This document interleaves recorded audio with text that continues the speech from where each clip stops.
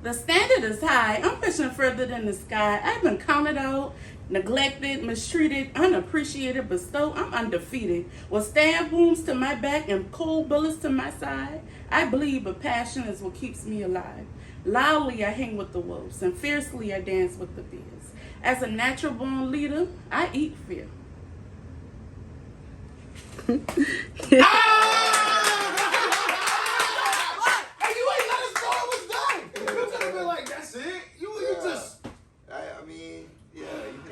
Dramatic. Yeah, right. You said, but you, did you mean to say passion or did you want to say poetry? Poetry.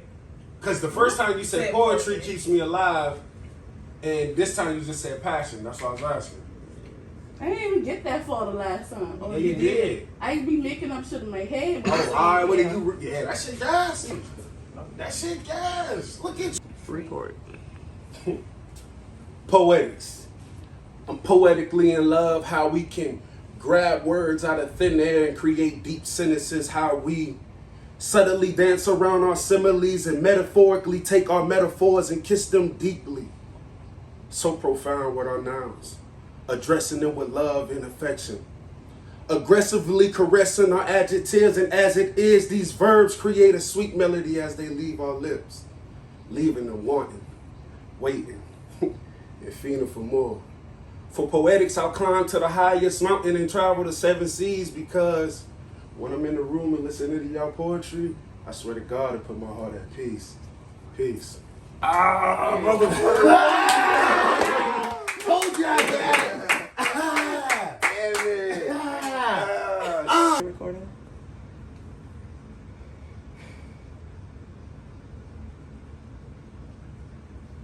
My heart is a crazy place to be. She's very yes and no. She's very, I want to stay, but nah, I'd rather go. She's very hot and cold. But one thing is she'll never fold.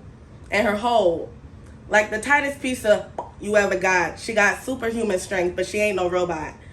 Her thinking is sometimes unethical. Sometimes she can't see past her unchecked mental. Sometimes you look like an assignment and she's the pencil. Sometimes she just wants to do you. Not just to you, but for you. She wants to be the fixer, the barber, the builder, if you will.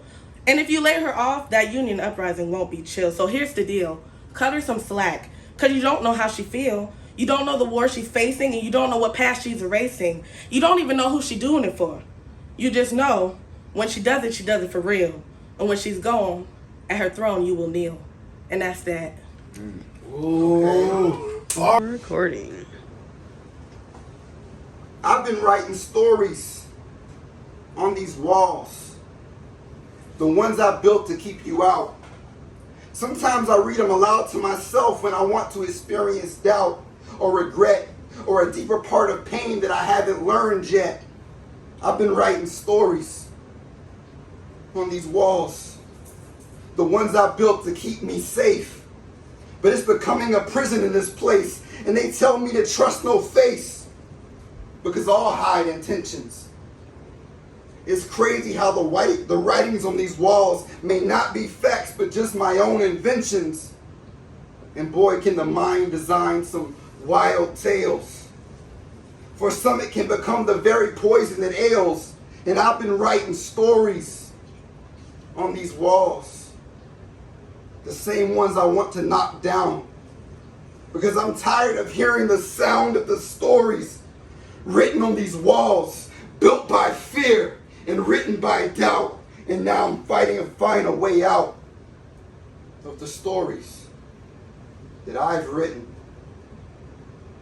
on the walls of my mind. Stop. You know what? Nice. Bad. All right, I'm recording. 3, 2. If practice makes perfect, then we're headed in the right direction. I'm glad I'm rubbing off on you. It's like you have a poetic infection. And I'm the only one with the antidote. It's the sealing of my kisses and your love notes. But are you sure it's safe for you to try me? It's a jamming of your pistol that makes you realize you probably need a better handling of me, of your gun. Your pen is dry and I'm the queen of hearts jacking off on you. So open your mouth so I can really fuck with you. And don't be going back and forth like you're Ray Charles, but you really must be blind to see or to even think that you can see me. But I'm gonna make you do what you do, baby. But I'll be legendary like Kobe. Because LeBron always switching teams. And you can be my Derek Fisher because it only took one shot to end this game. And it's still unbelievable. But there's no in between. You may have won the battle, but the war will be won by me. So that's it. I'm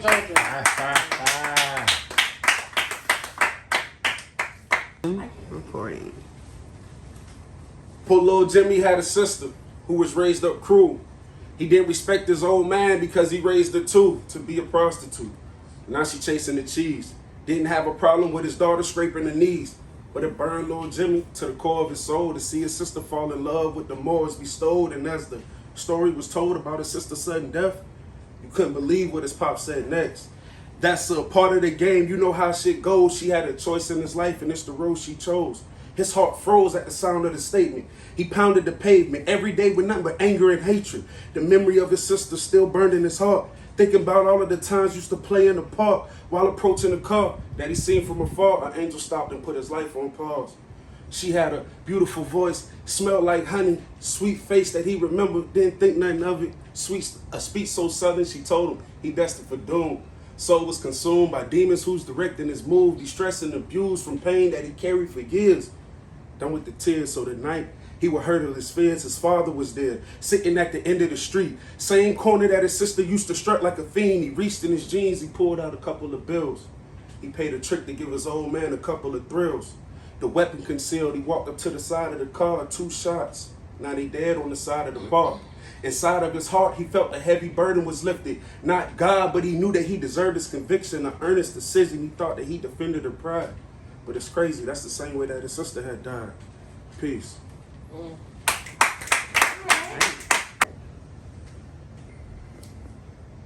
I am from Macon, Georgia, home of Little Richard, the Allman Brothers, Southern rock and roll, James Brown's career, Robert Coleman, and Otis Redding.